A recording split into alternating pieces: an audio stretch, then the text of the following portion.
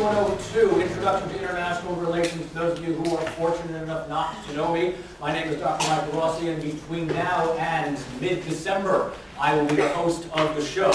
I am teaching this class along with 3 stellar teaching assistants who also hail from the Department of Political Science. What I would like to then do today is give you an overview of what the class is going to cover over the next 14-15 weeks, as well as familiarize yourself with what's expected of you as a student in this class. I understand that this is a 100 level class, and first thing I'm going to say, as a 100 level class student, this will probably be one of the more difficult classes for you to take, and that's not because I'm a sadist. It's simply because 100 level classes introduce people to a theoretical study for the first time. It assumes that you have little to no prior knowledge, except that we at least assume that you know that there is a wider world out there other than the United States.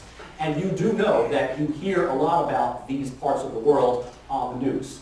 But as far as theories of foreign policy, theories of warfare, studies in, let's say, comparative diplomatic relations, we're going to cover that in this class.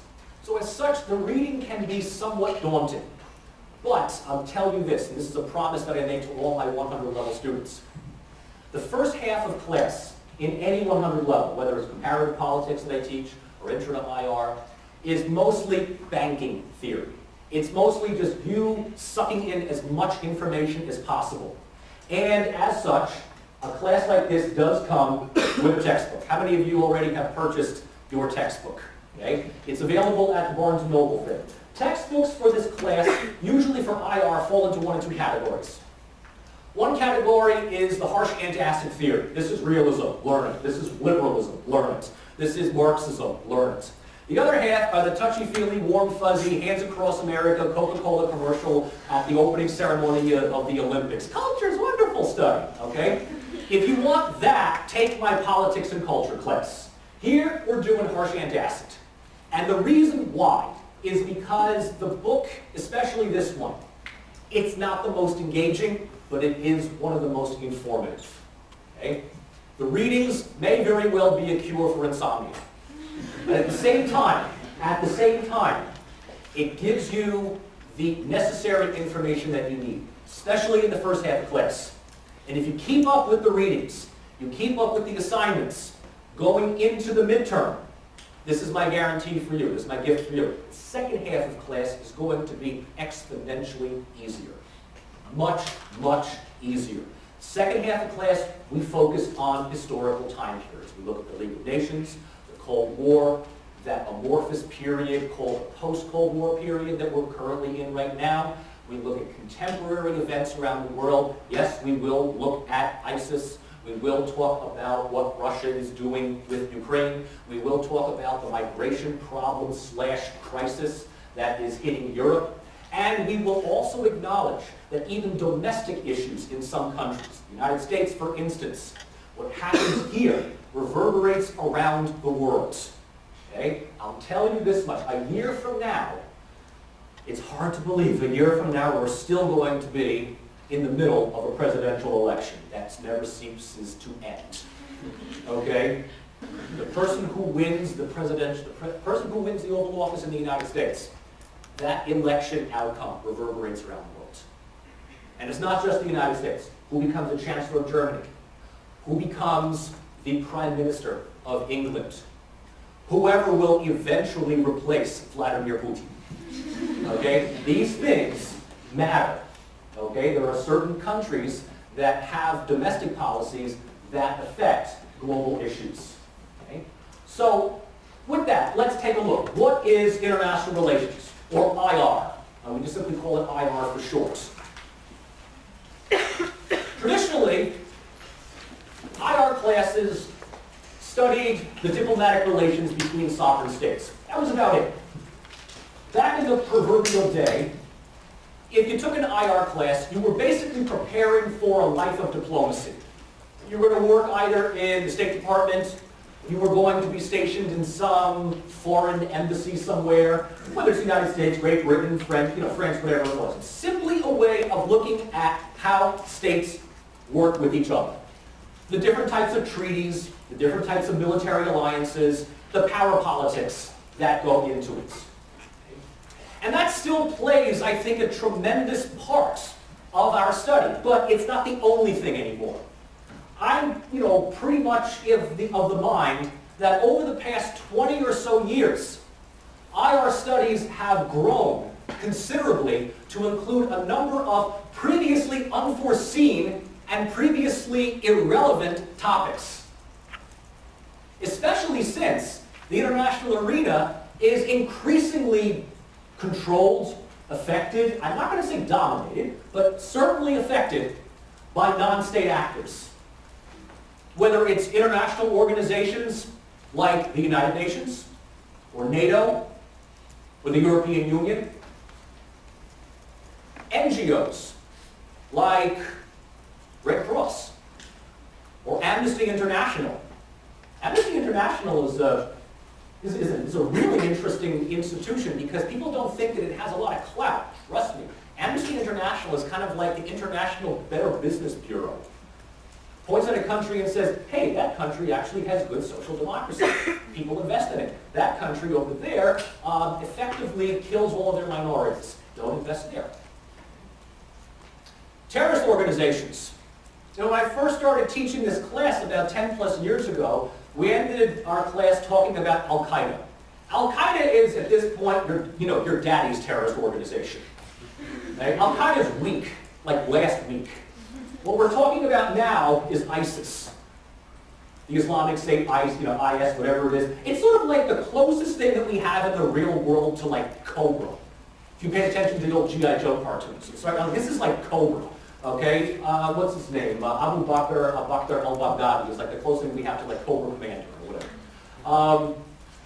And the idea that global security is threatened by these global terrorist organizations, the fact that there are two countries right now that are slowly being eaten alive, Iraq and Syria, have made terrorist organizations front and center into our study of international relations. And even individuals, this is also something that, 40, 50 years ago, chances are an individual did not have that much effect on the global stage. Yes, every so often there are people who, throughout history, whether it's Napoleon or Hitler or Caesar, But even today, you don't have to be a warlord. You don't even have to be a head of state. You can be the Pope, the Dalai Lama, the Patriarch. You can be the CEO of a major company. Heck, you can be Mark Zuckerberg, for God's sake. In many cases, these individuals are non-political actors, and yet their decisions, their business strategies, their influence sometimes have more influence on the international stage than some countries do. In fact, I'd even go so far as to say that there are companies like McDonald's, Walmart, Nike, and others who easily pull in an annual profit margin larger than many third world African countries. If Walmart really wanted to, Walmart could buy about a third of Africa right now. Another third going to China, the other third going to, I don't know, it's up for grabs or whatever, right? So there's a hell of a lot more stuff than just simply the interaction of states. States are going to be the primary actors, but we're going to move simply beyond just interstate relations. We're going to be spending a good deal of time looking at, among other things, theoretical approaches to studies in the causes of war, both traditional as well as contemporary warfare. The one thing that I can say right now, the nature of warfare has significantly changed over the past 20 to 30 years. Wars are no longer being fought with large armies, tank-to-tank battles, all that stuff that you constantly see on the History Channel when they're not talking about ancient aliens. Okay? The days of fighting the Nazi horde are over. Much warfare today is small, atomized, urban, and increasingly cyber warfare. A lot of what we had in our military arsenal is increasingly redundant to the point of being superfluous. At this stage of the game, ladies and gentlemen, warfare is not fought with Tomahawk missiles and tanks. It's fought with computer viruses. It's also fought house to house. And having taught this class over the years, and having had a number of students who have served overseas in both Iraq and Afghanistan, their own personal accounts have told me that the very nature of warfare today puts the United States at a tactical disadvantage because of the nature of the way in which the military is still designed for World War II levels. It's changing, but many people say we're not changing fast enough. We're also going to be looking at defense policy. How do states defend themselves against outside attackers, against outside threats? Again, traditional way, we would just simply say, have a large army, and barring that, build a wall. Doesn't happen anymore, especially in the age of globalization, especially in the age where you can just hop on a plane and travel wherever you want. Better yet, you don't even have to hop on a plane. You just simply have the one thing that a couple of weeks ago celebrated its 20th anniversary. What came about? What was born, technically, 20 years ago, this past August? You all know it. You use it. Some of you are using it right now to kill the time. The internet? The internet! Netscape 1.0, yo. Okay? August 1995, Netscape 1.0 comes online. Within a day or two, the first picture of a cat was circulating. Within 20 minutes, the first porn site went up. So God bless the internet. Yes, yes. Conflict resolution. Conflict resolution. How do we effectively solve ongoing crises? From the Israeli-Palestinian conflict to the divisions of territory like Cyprus, and Bosnia, and Kosovo. How are we going to uproot ISIS? How are we going to get rid of these guys? What is the best form of conflict resolution? Bomb them all and let God sort them out? Or send in a tragically intelligent Scandinavian to come up with some convoluted treaty that puts these people over here, that people over there. The voting system is based on the Iowa caucuses. Here's my resolution, give me my Nobel Peace Prize. Okay? They all look the same. They're all Scandinavian as well. Now, when a Scandinavian comes in to solve problems, the one thing you know that will happen is that he or she going to get a Nobel Peace Prize. That's about it. Okay? Maybe I don't know, like a cafeteria wing of the UN is going to be named after them or something like that, you know? Power politics. This is the best part. Power politics flies in the face of IR theory. What's power politics? Hey, I'm a big-ass country. I got a lot of something. Whether it's weapons, or money to buy weapons, or weapons that will get me money, whatever. You know what? I'm just a big-ass country. Fuck you. And, you know, we happen to be living in one. We happen to be living in one. The second most powerful economy in the world, well, the stock market has indicated otherwise in the past couple of days, is what? China. China operates under big power politics. United States, big power politics. Russia, oh, you gotta love Russia. There's nothing subtle about Russia. Russian power politics is, you have territory I want, I go in the gate. If, you know, as long as Putin is alive, there's nothing subtle about Russia. Okay, moment of silence for Ukraine. Okay, that's bad. Global security. You know, it's increasingly apparent that we can no longer defend our own borders and we can no longer remain impregnable to an attack on our own. Okay? Global security requires global cooperation. And folks, it's no longer the threat of the North Koreans marching up your driveway, but things like environmental degradation, the depletion of natural resources, the idea that something blows up in the Middle East and the price of gas increases by 60 cents a gallon. Or better yet, the idea that we are increasingly dependent upon the internet for our means of communication and work. Some of our most sensitive secrets we willingly upload to Facebook. And we sincerely hope that they remain behind a firewall. And yet there's some 13-year-old kid in the Philippines that's trying to look for a way to crack that code. And we either find him or arrest him, or we give him a job in the CIA. Okay? How many of you were here last year? Remember Rutgers had that internet breach, or that whole wonderful thing, whatever it was? Okay? There's global security. Well, that's sort of a microcosm of global security. And most recently, globalization, which is what we've just been talking about. Okay? So with that said, why study IR? This is the largest class that this class has seen in many semesters. By my last count, we have roughly 175 students in this class. We're all sitting around scratching our heads going, why is everybody signing up for this? Some people are saying because they want to learn about the world. And others are saying it's apparently a new requirement for law school. I don't know. Whatever it happens to be, IR in 2015 is very complex. It's a lot of stuff, but at the same time, it's still pretty simple.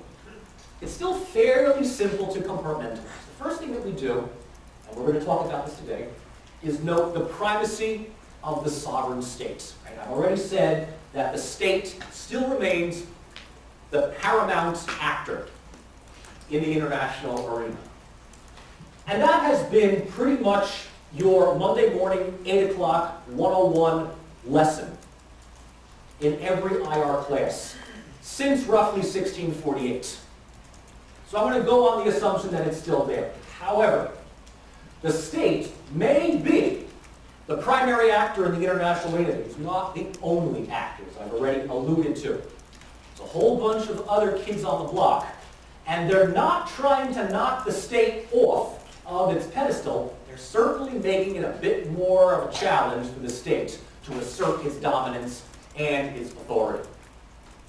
In fact, I can basically break it down into 4 categories, of which I've already alluded to somewhat, but it's worth repeating. The sovereign state is under attack first from what I call superstates. These are those states with the ability of exerting power politics. And there's a couple of countries in the world today that can basically do whatever they want without much repercussions. Now, some people say those states are those states with nuclear weapons. Nope. Not really. Sorry, France. Okay? Sorry, North Korea. Okay? Although a few of them do. United States, Russia, China. Those are the 3 big ones.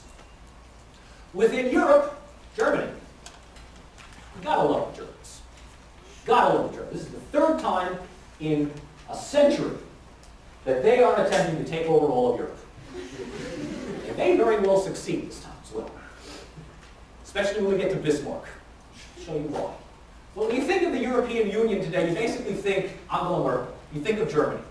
When most of the refugees are sweeping into Europe, trust me, their aim is not to stop in Hungary. Nobody ever voluntarily stops in Hungary. Where's their end goal?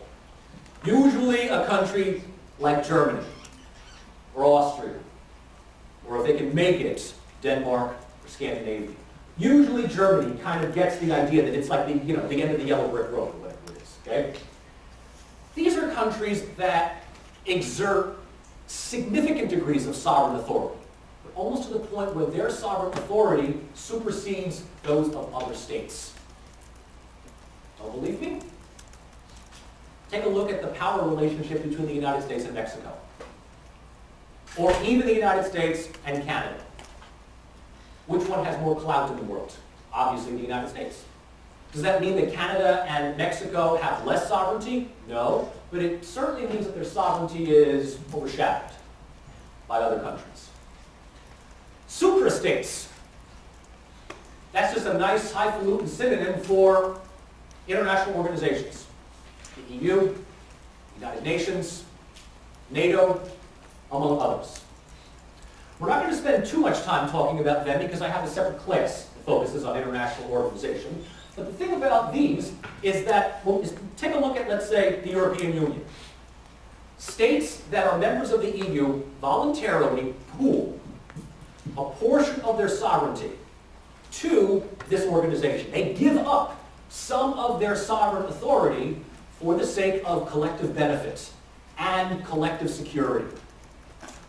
That's what most states do when they join any organization, especially if said organization has an increasing set of legitimacy and moral authority to enact law, to decide when human rights are being violated, or better yet, as far as the United Nations is concerned, to look at a piece of territory and decide whether or not that is a sovereign state or not.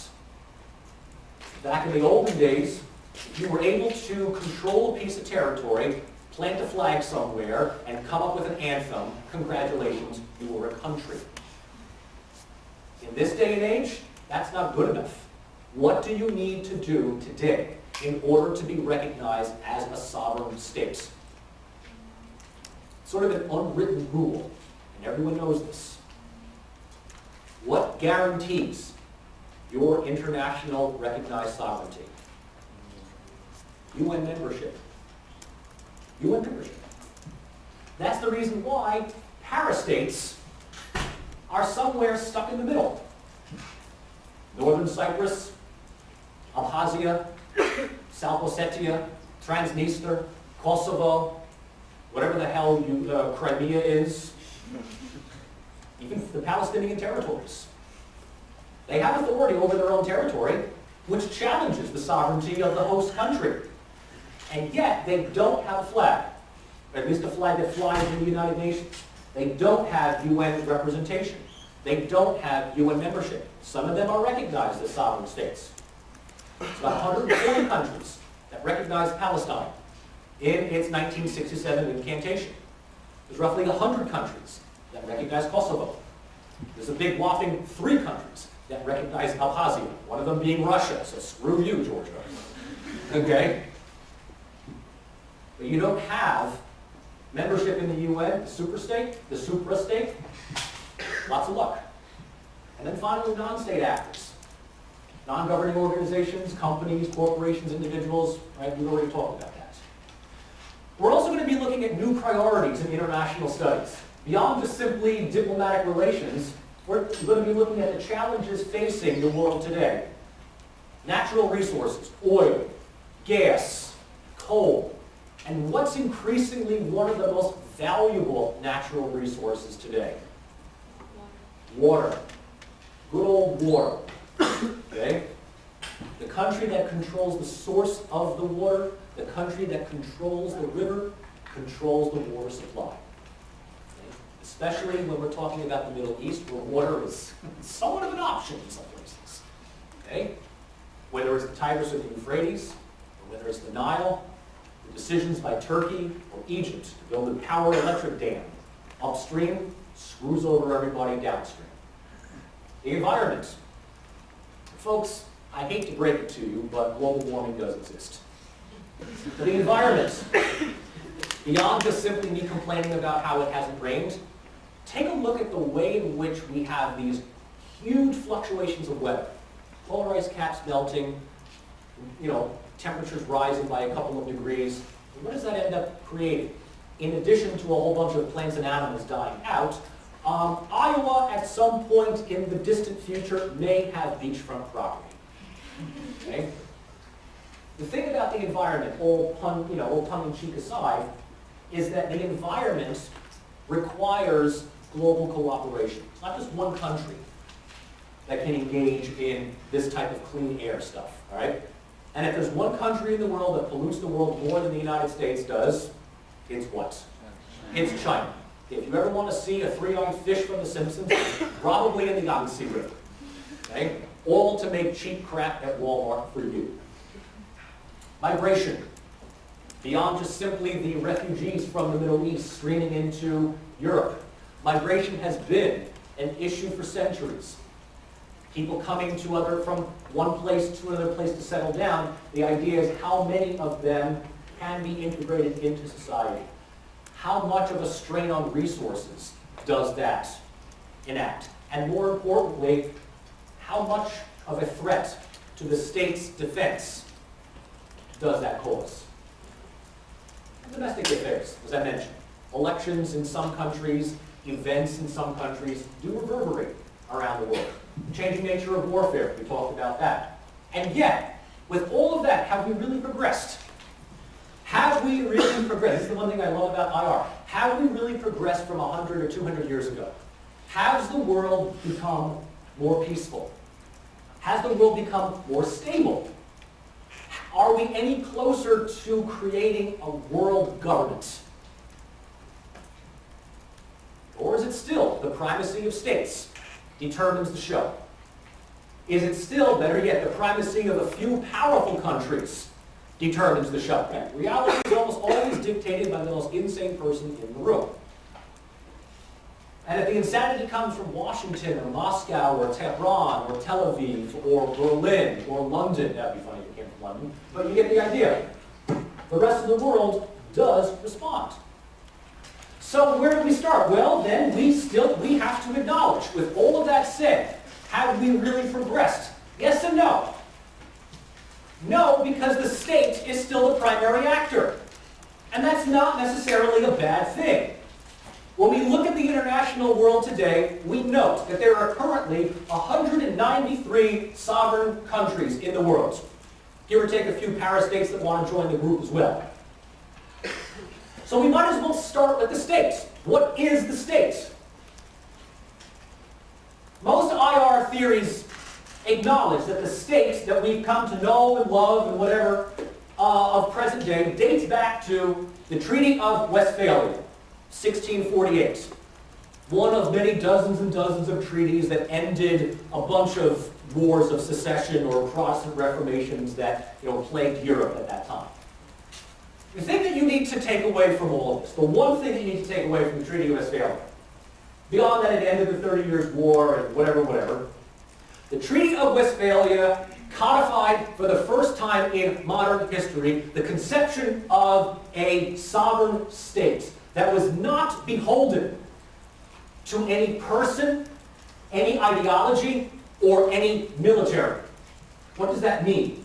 It means that a piece of territory is no longer the personal property or the personal whim of a king, or a pope, or a sultan, or a despot, or anybody like that.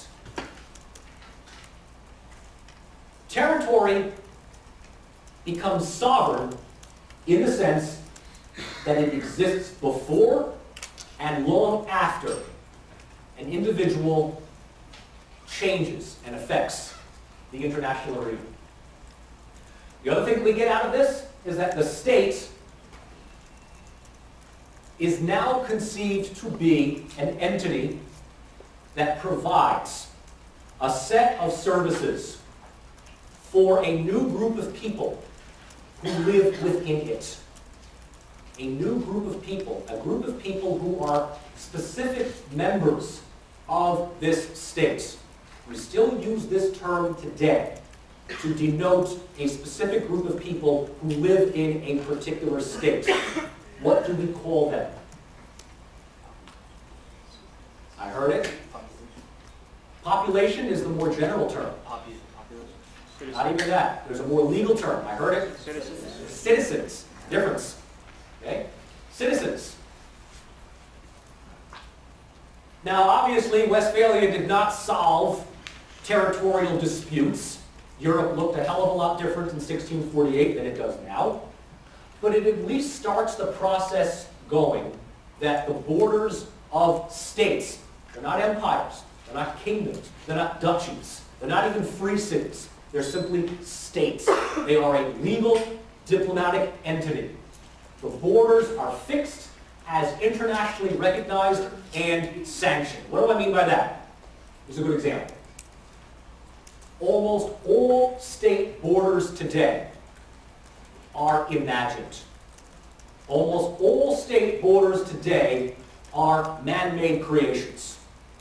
If you're an island, it's kind of self-explanatory. Take a look at the United States and Canada.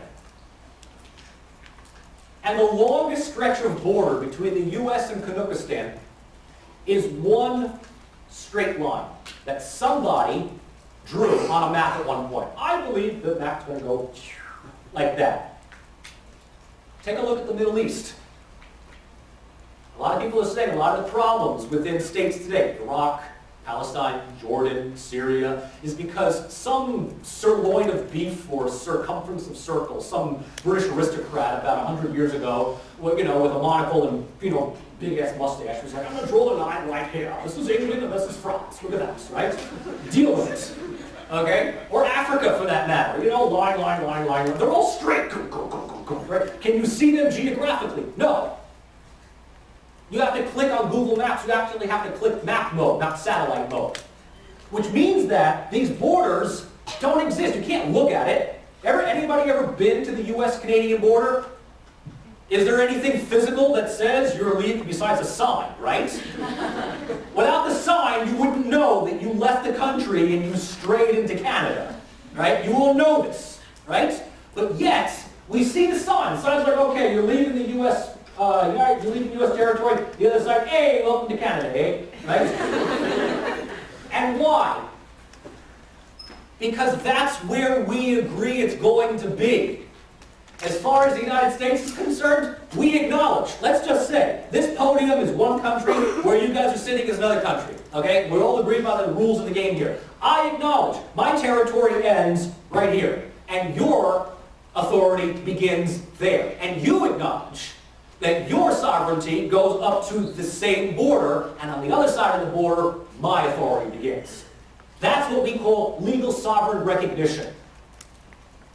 Okay, unless your country's borders are like a river or a mountain, and even then, okay, back in the proverbial day, people were like, borders? Screw it, I got an army, I can move the border wherever I want. Treaty of Westphalia says, you can't do that anymore. Okay? You cannot do that. Because too much of this shit has happened so far, and that's why so many damn wars have plagued Europe. So the Treaty of Westphalia at least starts the idea. But as you can see, this is Europe in 1648. Obviously, a lot of things have changed. Okay, Portugal and Spain, the borders have been like that for like 500 years. That's about it. Okay, Spain and Portugal have effectively been free of front-page news since Columbus discovered the New World. The rest of Europe is much different. Okay, Italy was a mess, and it still is a mess. Yes, it's more of a managed mess at this point. And then this middle junk drawer of a mishmash here, coming soon, Germany, right? The Ottoman Empire, well, they were much more bold than they are today. And Poland actually was on the map.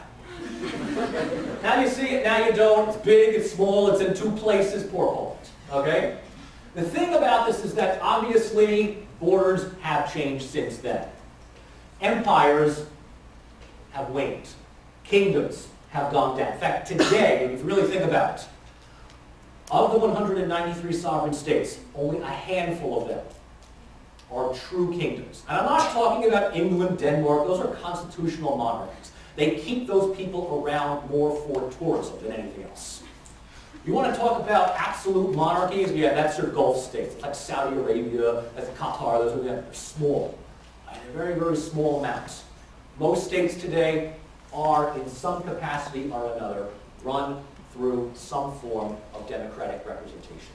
Some are more democratic than others, but there is no state today, the possible exception of North Korea, that is the personal property of the people who are in charge of it. That's the major difference. That's what Westphalia gives us. Okay? Westphalia also starts the understanding that the international arena is a system. And I put system in quotes here because if you understand systems theory, you know that a system is a collection of previously existing parts that, when working together, create an end result greater than the individual sums of those parts. Does that make sense? I'll give you an example. A good example of a system. Okay? Luigi, you drive a car? Yeah. Okay, what kind of car do you drive? Yeah. Of course you drive a Fiat. Of course you do. Okay, awesome. Is it here on campus? No, you're back in Italy. Okay, so we're just gonna make believe that we're doing this. All right, so you have your, let's just say that you have your car here, and we're gonna go out into the parking lot somewhere around here, and we're gonna take your car apart. Okay, take it all apart. Okay, doors go over here, wheels go over there. Better yet, we're gonna take the rubber off the tires, go over there. Air conditioner goes over there. Seats go over there. It's just all sitting in a depressing pile in the parking lot. Now, we're not damaging anything, not breaking anything. We're just taking it all apart. By itself, all of those individual parts just kind of sit there all fat, lonely, and neglected. You put them all together, what does the sum of all of those parts create? Not just a car, locomotion. You know, locomotion. What one piece of the car is vital for locomotion? The engine? Can you have, will you achieve locomotion with an engine and without tires? Can you achieve locomotion with tires and without an engine? For a short period of time. You can push the damn thing. You can hitch a horse up to it, I guess, you know. You need something to make it go. In other words, by itself, each of those individual parts has only a limited amount of value. You put it all together, and you create Voltron. Right? You create a sense of locomotion. What is that? That's a system. The international system in this regard. The international system is not only a collection of the individual capabilities of states, but the effects of those states' interactions. And here's where I'm going with this. The international system has been widely argued, and is still the prevailing argument today, that the system is composed of recognized members, everybody here in the room, that may or may not cooperate, and may or may not be friendly, which implies that the international system is anarchic. The international system was, and barring a world government, will be a system of anarchy. That doesn't mean chaos. It just simply means unpredictability. And that unpredictability will influence the policies of individual states to take certain courses of action to defend their own interests. Does that make sense? Okay? You walk into a room, it's completely dark. You are unfamiliar with that room. Are you walking in the same manner with the same degree of certainty as if all the lights were on? Well, of course not. You're feeling around, right? You're doing this. Why is that? Because you don't want to bump your head or fall down a manhole. Okay? In this regard, you're taking necessary precautions. Uncertainty influences one's actions. Even though we know that everybody here is in the room, all I have to do is to simply say, one of you in this room right now is accountable. Some of you will drop the class after this class. Others will come packing heat next time. Okay? I could be completely making that stuff up. Okay?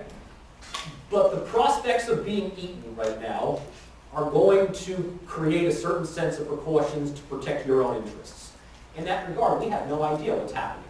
We have no control. I have no control over any of you. You have no control over anyone here. Okay? And with that in mind, we take necessary steps to ensure our security. Okay. What is a state then, besides what I just described? I'm going to go through this rather quickly because we have a lot of other things to cover. But the short end of the stick here is a state as defined by Charles Tilly is a capital coercive intensive entity. It is a hybrid amalgamation of two pre-existing pre-modern entities. A capital coercive entity is what he defines as coercion-wielding organizations that are distinct from households and kinship groups and exercise a clear priority in some respects over other organizations within substantial territories. That's academics' way of trying to sound all highfalutin and intelligent. In layman's terms, what he's effectively saying is a capital coercive intensive state is one where the soldiers are one thing before they are soldiers. They're not mercenaries, they're not peasants. They are, what's that C word that we use before? Citizens. And most importantly, if you are a citizen, not a mercenary, not a subject, not a peasant, but a citizen, you are assumed to already have a certain set of rights, privileges, and hold a number of expectations. At the bare bones minimum, at the absolute bare bones minimum, a citizen may not even vote, but a citizen does one thing before there are even elections. So one thing the government cares about the people that it rules over. Taxes, okay? Taxes. Now here's the thing. You pay your taxes, I have now paid into the system. I can now voice my opinion. I can basically say, I don't know where the money's going. Okay? A citizen who pays taxes is one that cares about their state and one that has a vested interest in their state. But what does that money do? Here's the difference. Taxation back in the day could easily be appropriated by the emperor, the sultan, for his, her, their personal whim. We like to think, at least in theory today, that our taxes go towards something that we can all benefit from. Roads, schools, God willing at one point, public health care. Okay? We like to know where our money's going. Every so often you'll see these signs on the road, your tax dollars at work. I think it's a farce, but you get the idea. Okay? And one of the things that the taxation system does is form a national army. And the best concept, the best manifestation of a national army, at the risk of sounding overly patriotic, is what you'll find here. And why is that? Because soldiers in a non-conscripted army choose to be there. Some of you come from countries, some of you are parents, come from countries where military service is obligatory. In other countries where an army is professional, you join the army out of your own choice. You want to be there. You're trained. You have a vested interest, whatever it happens to be. Right? It could range from something as simple as I need money to go to college to I want to defend America. Right? Whatever it is, you're there because you want to be. And that's key, because that army fights 10 times better. That army is not fighting for a president. That army is not fighting for even a constitution. You know what their army is fighting for? The country itself. Because why? You own a piece of it. Your own private property. That's the next best thing. Taxation system almost always invokes some type of private property. So both are necessary. A centralized taxation system and the formation of a national army are necessary for the benefit of the state. Not the leader or the movement. That's the major difference. The sovereign state today is not beholden to the whim of one person or one ideology. All right, what does the state then do? This is where we're sort of wrapping up. States traditionally uphold 5 things. They're responsible for 5 things: security, order, justice, welfare, and freedom. Traditionally in that order. Traditionally in that order. Security comes first. You don't have security? Lots of luck getting the other four. Once you can settle on security, now we need to regulate everybody. Now we have a set of laws, set of regulations.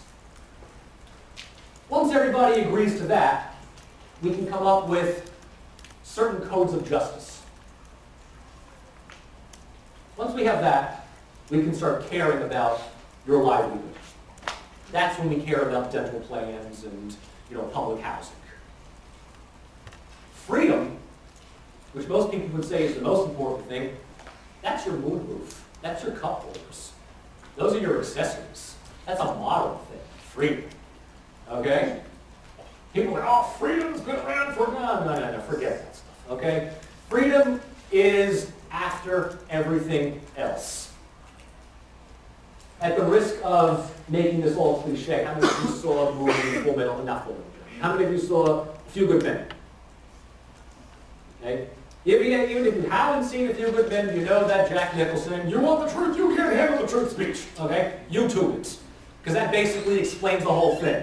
Like, dude, I'm out there on that wall defending your right to tell me that I'm a conservative asshat. Okay? Security first, freedom next. Last. Okay? Within the concept of security is the notion of sovereignty. And sovereignty is almost always upheld by alliances. And we'll get to these as we progress in class. Balancing versus bandwagoning. Some alliances are done simply to negate the threat of a rival country. Okay? To gang up on the big bull. Bandwagoning is, screw that, I'm in on the action, and you gang with the big bull, or whoever it is, okay? Whichever one. Order and justice, I'm going to put them together, okay? Because you can't really have one without, well, you can certainly have order without justice. You can't have justice without order. At the end of the day, order and justice give us stability. Before anything else, stability. We don't like chaos. We don't want the crowds constantly threatening anarchy. That gives us a sense of internal justice, which is oftentimes very different than what we do on the international front. Which is why a lot of practitioners of the study of realism, which is going to be our first study, will say that a country, a state, can be the most democratically enlightened internally. They still have to play Michael Corleone externally. Two different rule books. You can guarantee stability inside your borders because you have sovereign control. You have no control over the international arena. And don't try to gain control. The more you try, the more you're going to lose it. Welfare. Welfare guarantees a successful flow of goods and services and revenue. That's your money. That's your resources. Whether your country is, managed by market capitalism or North Korean Juche, whatever it happens to be. Okay? Welfare is also an internal matter. And then finally, freedom. If you have all of that and you want to go for Scandinavian, sovereignty, you can shoot for freedom. But freedom in this sense calls for the notion of a citizen, not subjects. Now some would even argue, this is where it gets kind of funny, if a state is defined by a central taxation system and a national army, it is almost inherently providing a sense of freedom, because citizens already exist. And there's a major difference between a citizen and a subject. A subject wants to basically get through the week without dying or starving to death. A citizen wants to make sure that that never happens and will put checks on his or her government to do so. That in and of itself denotes a certain type of freedom. So again, security, order, justice, welfare, and freedom. Security measures, the ones that we begin with, are best explained and argued by the school of realism, which is the first foray that we're going to be beginning into next week. And that's a 2-week segment. On the opposite end of the spectrum, freedom is largely embodied and defended by the school of liberalism. And these are the two main isms that you will have to familiarize yourself and come to know and love before the midterm. As a matter of fact, just keep it active throughout all of class. Order and justice, that embody a certain set of rules and regulations, that's usually the vocation of institutionalism. That's a hybrid of the two. And the welfare of the state is something that we focus on elsewhere in international political economy. But this lecture, this overview that I gave you today is basically a synopsis of what we will be covering in the next 6 to 7 weeks. Now with that said, I hope that I sold you on this class. I hope that I got your interest piqued for what we're going to be covering. What are you paying for? What are you getting out of this class? And more importantly, what do I ask you to reciprocate on? A little bit about myself and my teaching style. For those of you who've had me, this is familiar. For the rest of you, what you saw today is basically what you're going to get. Okay? I follow two philosophies. Number one, you're all adults, and I treat you like adults. Sometimes I need to remind you that you're not in high school anymore, but I will treat you like adults if you act like adults. In that case, okay, what I expect out of you is coming to class, having the readings done. I also expect you to come to class. That's another thing. Attendance is important. I also expect for you to be actively involved, not just in the recitation section, but here as well. It's a large class, I understand. But I try not to lecture. I talk. It's a little bit different. You're not going to see me standing here reading from a set of notes, because you're going to get bored, and if I were in your shoes, I'd get bored as well. If you feel the need, or if you feel like you want to raise a question or interject, by all means, raise your hand. Raise your hand. I encourage class participation. I try to give you what you paid for. But I try to give you the best bang for your buck. I did the math last night. It costs you $40 to walk into this classroom every Monday and Wednesday. It's $40 if you divide it up by tuition. Which means that I hope to give you at least $40 worth of education. Okay, if I can give you $40 of education, if you feel, okay, you know what, that's $220. That's pretty much what it used to cost to tank up. Okay, I've done my job. But at the same time, don't waste those $40. And what do I mean by that? If you miss class, that's $40. Okay, you cannot pass this class if you decide to just show up for the exams. Number two, somebody came up with the ingenious idea a couple of years ago to make all classrooms Wi-Fi accessible. For that one communications professor who teaches solely through YouTube. Now the problem with that is, oh, it's Wi-Fi accessible, which means that the minute you get bored, people don't even realize they're on Facebook until 10 seconds afterwards. Or you text, or you do something else. You're adults. It's a large class.